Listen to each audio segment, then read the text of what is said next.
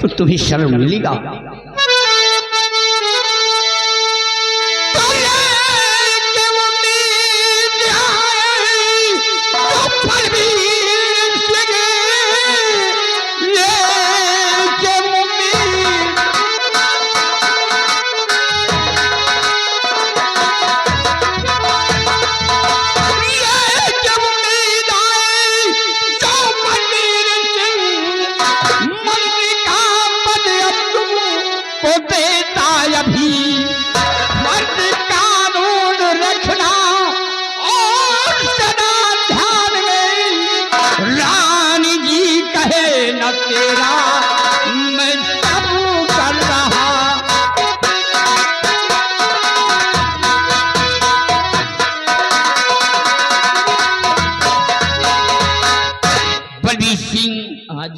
तुम्हें मंत्री का पद हम दे रहे हैं। अरे आपकी जय हो जीजा जी।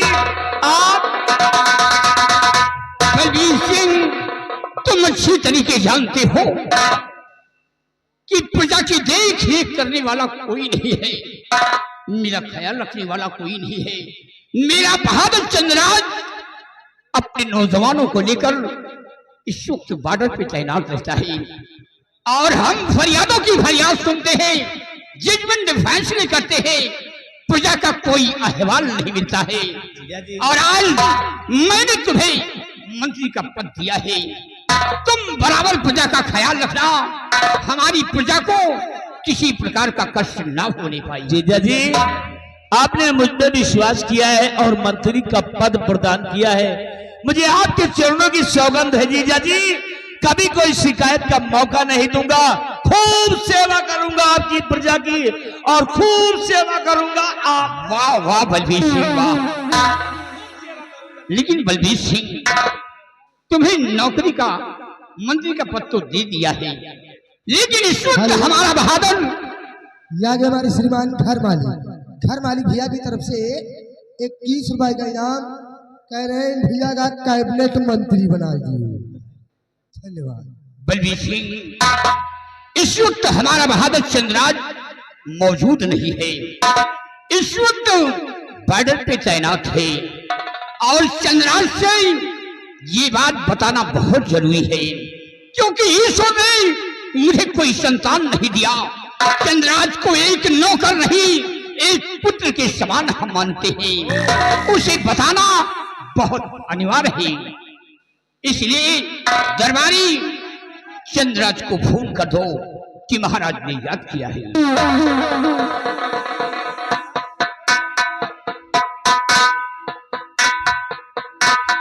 हाँ, तुरंत लगाई जिला 93 35 92 12 70।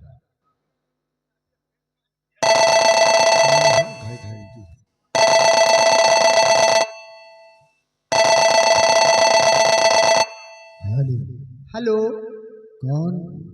मैं मिस्टर बिहारी लाल सिपाही साहब। ओ, सिपाही बिहारी लाल? हाँ। बोलो सिपाही, किस लिए फोन किया है? आप कौन? मैं सेनापति चंद्रराज सिंह बोल रहा हूँ। हो साहब, आपको महाराज भरे राज दरबार तुरंत तत्काल फौरन इसी वक्त याद किया है साहब। सिपाही? हाँ साहब। क्या काम है? साहब, काम तो महाराज कुछ नहीं बताए, केवल इतना ही बताए कि सेनापति जी ला फोन लगाओ, तुरंत भरे राज दरबार में बुलाओ। ओ, कोई अर्जेंट काम है? हाँ, अर्जेंट काम है साहब। ठीक है सिपाही, इसी वक्त हम सीमा सरहद से चलकर राजभवन में उपस्थित हो रहे हैं। क्यों नहीं साहब। ओके। ओके साहब।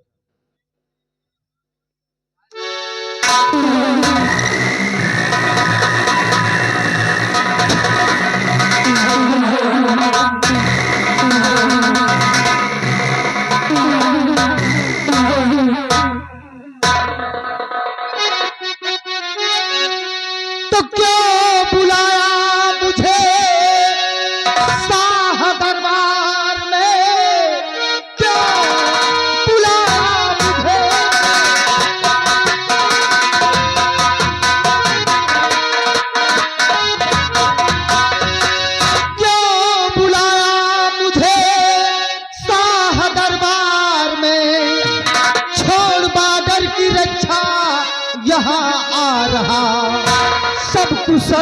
कहो मेरे महाराज जी, समझ मकसद नहीं आपका पा रहा, सब कुशल तो कहो।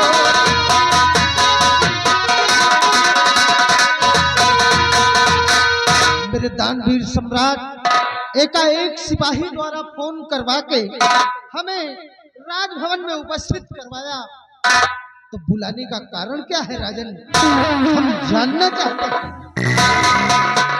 चंद्रराज, सबसे पहले ये बताओ कि सीमा के क्या अहवाल है? हुजूर, सीमा सुरक्षित है, दुश्मन के आने का कोई संकेत नहीं है। गर्चे कोई भी दुश्मन, कोई भी आतंकवादी अपने मुल्क के अंदर प्रवेश करने की जुर्रत करेगा तो हमारे नौजवान बॉर्डर पर ही उसका नामो निशान खत्म कर देंगे, खत्म कर देंगे। शाबाश मेरी बहादुर, तुमसे यही उम्मीद है। चंद्रराज, तुम जानना चाहते हो कि बादल से तुम्हें फोन करके दरबार में क्यों तलब किया गया है? क्यों राजन, क्यों? चंद्रराज, तुम अच्छी तरीके जानते हो कि हम सिंहासन पे बैठकर जजमेंट फैसले करते हैं और फरियादों की फरियाद सुनते हैं, और तुम अपने नौजवानों को लेकर के सीमा पे तैनात रहते हो। क्यों नहीं हुजूर? सीमा का अहवाल तो मिलता है, लेकिन प्रजा का अहवाल कोई नहीं मिलता है। तो इसके बारे में आपने क्या सोचा राजन? इसके बारे में देखो, ये सामने ये मेरे साले साहब हैं, जरा इनकी हालत को तो देखो। साले साहब ये खड़े हुए हैं, इनके राज पर दुश्मनों ने चढ़ाई कर दिया है, घर से बेघर हो गए हैं, इन्हें सहारा देने वाला कोई नहीं है। ये हमारे शरण में आए हैं, आज इन्हें मैंने मंत्री का पद दिया है, तुम्हारा क्या सलाह है? राजन, ये आपके साले साहब हैं? ये मेरे साले साहब हैं। फटे वस्त्र में आए हुए हैं, देख लो इनकी हालत को।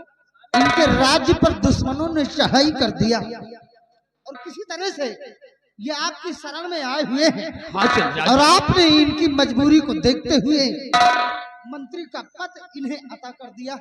हाँ चंद्रराज, बहुत अच्छा किया राजन। हम जानते हैं आपने जो भी निर्णय लिया होगा खूब समझ सोच कर लिया होगा राजन, हमें इस बात से कोई ऐतराज नहीं है।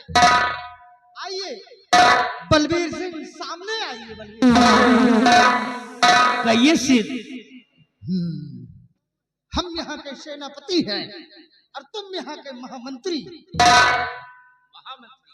बलबीर सिंह, इतना तो याद ही होगा कि एक नौकर को अपने मालिक के साथ कैसा व्यवहार करना चाहिए, और एक नौकर का अपने मालिक के प्रति क्या फर्ज होता है, खूब तुम्हें समझदारी होनी चाहिए। सेनापति जी, बहुत अच्छा सवाल किया आपने।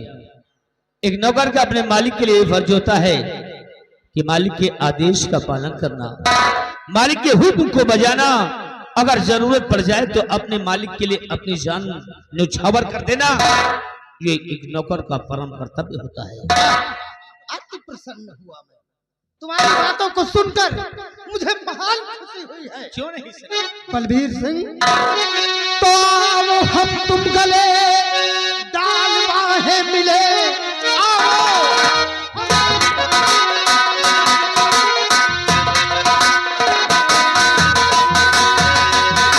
आओ हम तुम गले डाल बाहें मिले, देख कर तुमको दिल खुश हमारा हुआ, आज से मंत्री पद भाई तुम्हें मिल गया और सारी आवाम को एक सहारा मिला।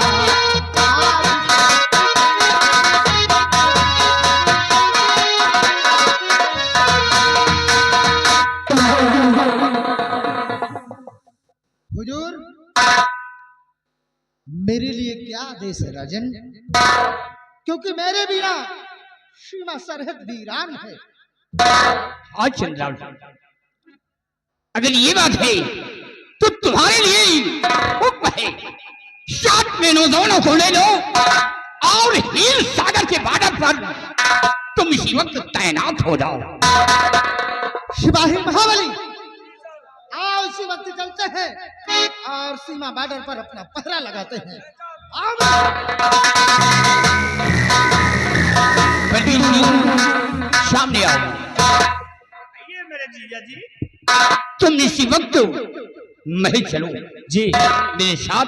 जी तुम्हें मंत्री के वस्त्र देते हैं जी। और मंत्री के वस्त्र पहनकर तुम प्रजा में भ्रमण करो जी जीजा जी। और देखते रहिए कि हमारी प्रजा खुशहाल है आप इसकी चिंता या खुश में है या दुख में है। अगर हमारी प्रजा को किसी प्रकार का कष्ट है, वह परेशानी है, तो उनकी परेशानी दूर करना तुम्हारा परम कर्तव्य है। जी जीजा जी। आओ मेरे साथ।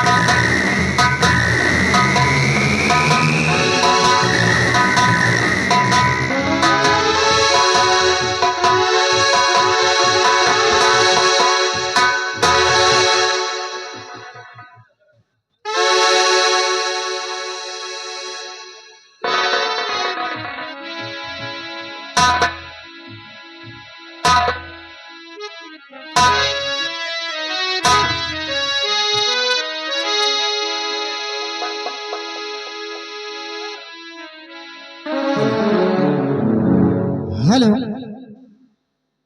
शांति बनाए रखें।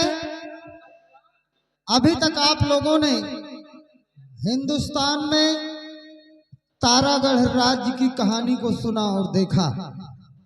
अब आइए आप लोगों को ले चल रहे हैं परिस्तान। परिस्तान का राजा चिंगाली, जिसकी बेटी मीना परी आकाश मार्ग से जा रही है और रास्ते में हीर सागर जो पड़ता है, उसी हीर सागर पे आकाश मार्ग से पृथ्वी पर उतर रही है। और उधर नागलोक का राजा नागराज का बेटा, जिसका नाम सागर है, वो भी हीर सागर में स्नान करने के लिए आ रहा है। आइए सुंदर सा नजारा देखते हैं, किस प्रकार से दोनों का मिलन होता है। गौर फरमाइए।